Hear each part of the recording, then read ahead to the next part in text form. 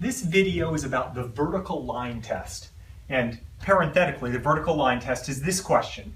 Is a curve the graph of a function? So I have 4 red curves here. The question is, could this represent the graph of a function? Could I say, hey, I can use that red curve as a function? Well, remember, a function is a rule assigning to every input exactly one output. So let's look at every input. So if this were my input, I would use the curve. I would draw a vertical line and I would say, yes, that's my output. That height there is my output. I would take this input and I'd say the height there is my output. Notice really what I'm doing is I'm basically looking at vertical lines. And every vertical line crosses the curve at most once. So this passes the vertical line test. Passes vertical line test. So it is a function. Okay? Notice here, what if my input was 0?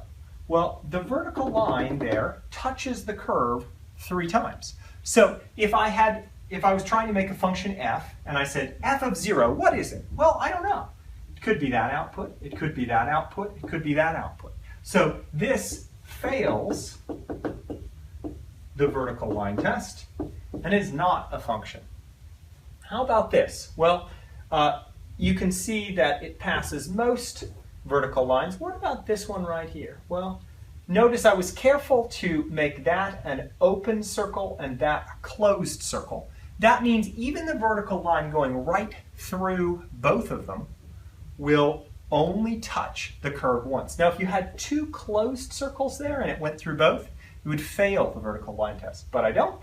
So this passes,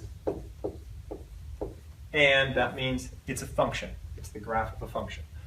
Last but not least, this curve over here.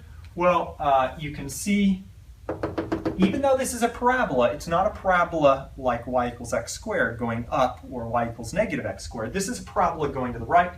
If I input this value, I don't know whether the positive or the negative value is the output, so this fails, and that means it is not a function.